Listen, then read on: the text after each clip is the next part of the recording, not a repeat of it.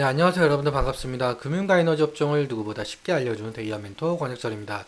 오늘 알아볼 기업은 삼천리인데요. 이 삼천리는 여러분들도 아시다시피 도시가스 업체이죠.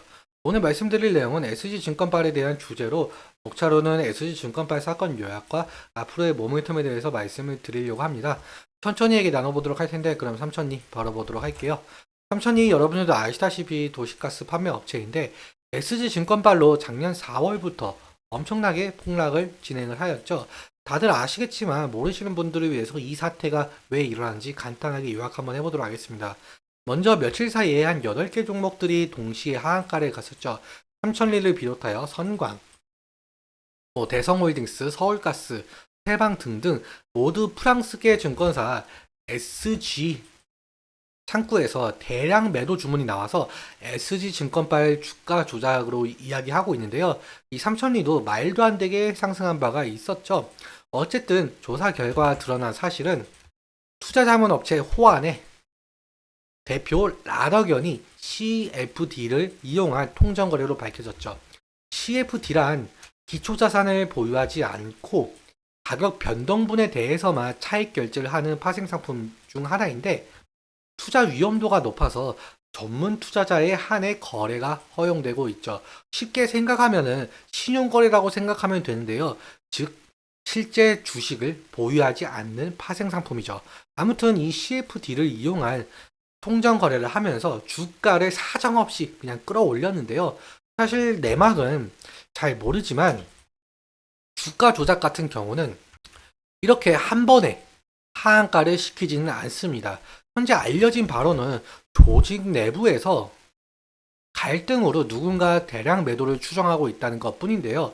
아무튼 매도 물량이 쏟아지면서 주가가 하락을 하고 이에 이어서 CFD의 반대 매매가 일시적으로 쏟아지면서 더 폭락한 것으로 추측되고 있죠.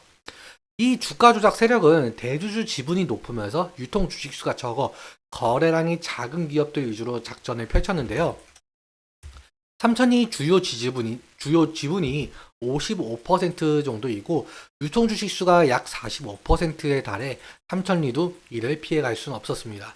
그래서 주가 조작을 당한 기업들은 대주주 입장에서 주가 조작을 몰랐을 리가 없다는 의혹도 나오고 있는데 뚜렷한 매출 성과가 보이지 않는 상황에서 자신의 지분 가치가 지속적으로 오르고 있는데 모르셔야 했다는 부분에 대해서 비판을 받고 있죠.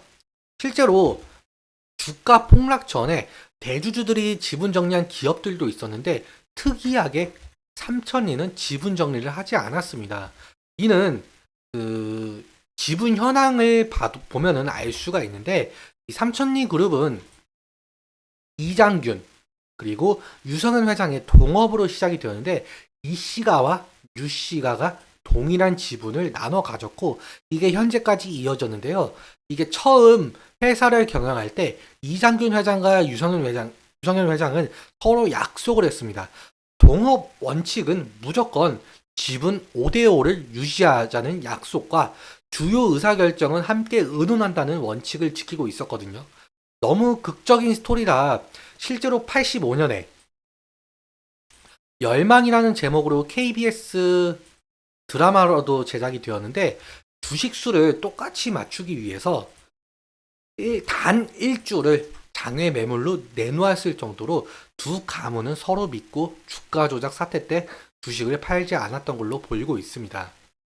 심지어 삼천리는 주가 급등기에 주식 투자에 유의하기를 바란다면서 경고를 보내며 주주들까지 걱정하는 스탠스를 취하면서 회사 이미지에 악영향이 있지 않을까 걱정까지 했는데요.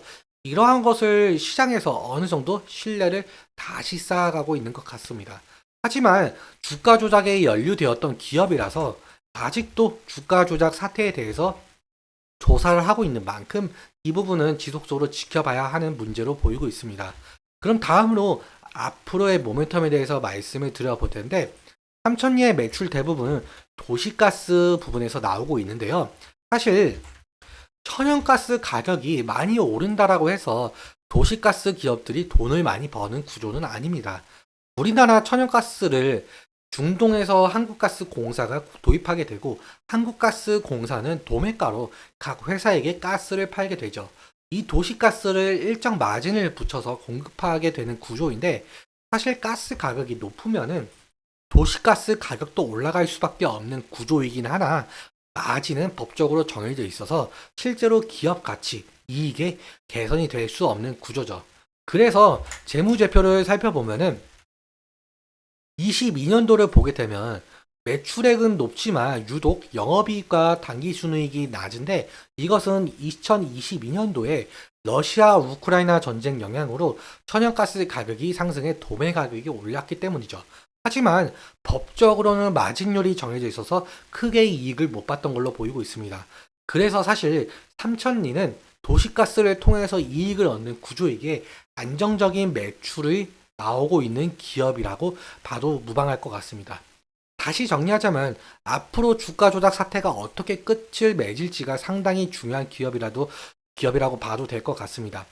오늘도 시청해주셔서 너무 감사하고 지금까지 내용 괜찮았으면 구독 한번 눌러주시면 정말 감사할 것 같습니다. 지금까지 멘토 권혁재였습니다. 감사합니다.